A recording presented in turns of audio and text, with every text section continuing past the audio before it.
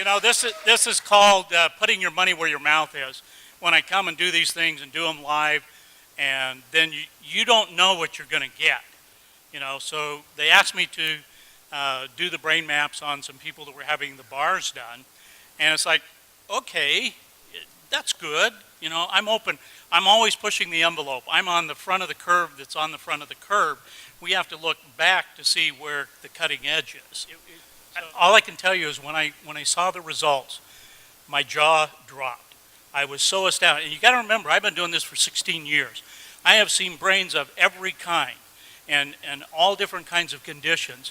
This is the very first time that I've ever seen a brain do what we are about to show you. I mean, I was blown away. It takes a lot to blow me away. This blew me away. So why don't you tell them? Okay, so we didn't mention yesterday that one of the things we do is called bars, and it's 32 points on the head that are designed basically to delete file on your computer banks so that you can create a change in any way you want. So everything, you know, the bars are a soft touch. You put on particular points of the head. These release the thoughts, feelings, emotions, considerations, and attitudes you've stored in any lifetime. And the end result is, you know, worst case scenario, your whole life changes. Best case scenario, you feel like you had a great massage. So. We have several different databases, ways that we can look at this information, and that adds a level of credibility and reliability. And so I'm going to show you all the different ways that we measure this. So we take an EEG, we put the cap on their head, and we measured all 19 electrodes. We did eyes closed, brain on task. Then they did the bars, and then we did it again right immediately after. Put the cap back on their head, measured eyes closed, brain on task. And I'm going to show you what happened. This is a normal brain map. And so this one is before. This was, and you can see the red area that's lit up. That's the area that we identify as PZ.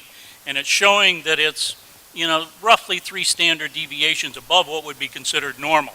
So they did, I think it was an hour and a half of running the bars. And then immediately after that, we did it again. And here's what it looks like. Can you see a difference? Yeah, all right. So this was one measure that we were able to look at. Let's take another glance at something. It's called S-Loretta, and that stands for Scientific Low-Resolution Electromagnetic Tomography. But forget about that. Here's what it looks like. It came out showing us here, pointer down here where this little red line is, and this area is PZ. That's where it was lit up before. We have a different scale, and down here it's showing us that yellow is 3 standard deviations above what's normal. Well, we know it's at 2.7 hertz. It's in the delta range, so it's a low frequency, but down here it says it's 4.97. So it's almost 5 standard deviations above what is considered normal. It is off the scale of what we're seeing here. So here after is what it looked like. See, you can see the dark color here is the normal range. It's also saying that the change happened at 2 hertz. Okay, well that's all well and nice. There's another part that we look at here that is called the S-Loretta part here. And it gives us a triangulation. So we have what's called an x-axis, this black line here. Then the one pointing up in the air is a y-axis, and then we have a z-axis. So we get this triangulation. It's showing us exactly where. And you see this stuff here in the back of the brain. Well, that's PZ. That's where you just saw, you know, it all lit up. So here's the after. It's gone. It's gone. This doesn't happen in my world of measuring brains. Not in a matter of a few minutes. Now, being the scientist I am, that's not good enough for me. That's great, but I want to see it in action. You want to see it in action? For real? All right. So here's the brain, the area PZ that we're looking at there. And you can see the red coming in and out, that sort of thing. This is the playback of the EEG. So we've taken her eyes closed EEG, and we're now playing it back. So I went through and pulled out the pieces that I wanted to show, and they said, okay, make this little movie for me and show it. Now let's look at the after as well. Okay, so here's the after. All right, so that's the after. Let's go to the before. You see it? There's the before. We see all the red there. Then afterwards, we see this.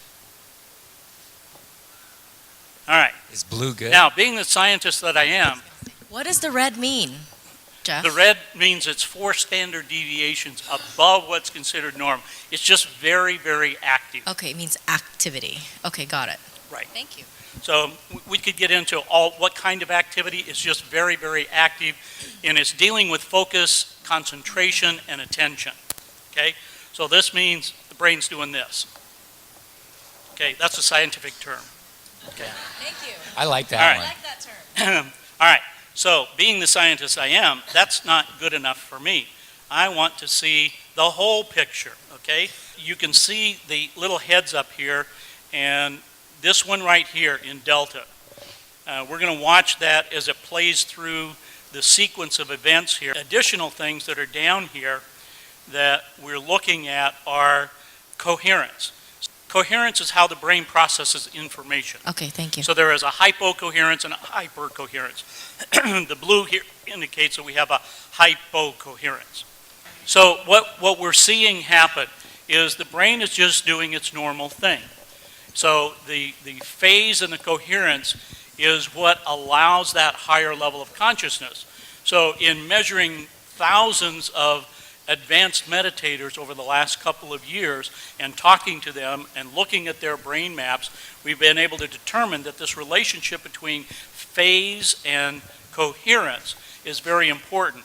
We've also done some things with heart math where we've had people wear this heart device for 24 hours, and we would map them during the brain when they were doing meditations. And they would be meditating for 2 hours at a time in a room like this. So we would have 450 people, and we're measuring some of these people and looking at the relationship. And when people had these profound experiences, when they were able to have kundalini energy, and we've mapped these things, we have validation of them, that the phase and the coherence become very important, and we would see an alignment of the phase and the coherence in what I just showed you, and the heart coherence. So when there is complete heart coherence and brain coherence, then people start to have these magical experiences and start to have energy lining up. And this is about, so when you talk about aligning the energy in the chakras and coalescing that energy, this is what we've been looking at.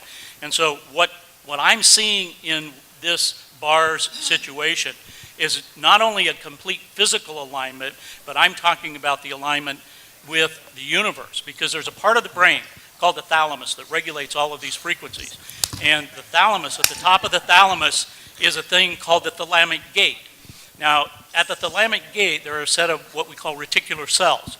These reticular cells allow other cells to bind to them, and so there's axonal columnar cells that grow up out of the brain, and it comes out right here. And what do we call that? The crown chakra. That's the antenna. So when there is what we call oscillation, vibration from the field, and it's coming in through your crown chakra, going down to the thalamic gate, into your brain, and all of the frequencies are distributed there, then it becomes resonation. The cells in your body are resonating with that energy. So when you have a thought, where does it come from? It starts down in the subcortical regions of your brain. It goes up through the thalamic gate, comes out here, and interacts with the field. Okay, you still with me? Remember yesterday I was talking about 17 seconds? If you hold that energy and you're putting that energy out for 68 seconds, that is wave energy that's coming out, right? Once you hold that amount of time, the visualization that you just heard and that you just did, that kind of visualization, if you hold that for 68 seconds, it now has enough massed energy in the brain to affect particle energy. Okay? That's where the transition comes in. So the longer you hold these thoughts, the longer you work with them, whether it's visualization, mind movies, whatever your technique is, the power of that is absolutely astronomical. Now, to be able to coalesce that energy and to bring it together in what I just showed you is absolutely possible. And I believe we only have, the one person that we've processed so far. But as a scientist, I can tell you with what I've seen over the last 2 years and the thousands of people that I've worked with, this is absolutely amazing. And I'm sure that each and every one of you have the ability to harness this energy, to start working with that within yourselves, because it's not the magic of the science. The science just helps you let you know what is happening and how it's happening to you as an individual.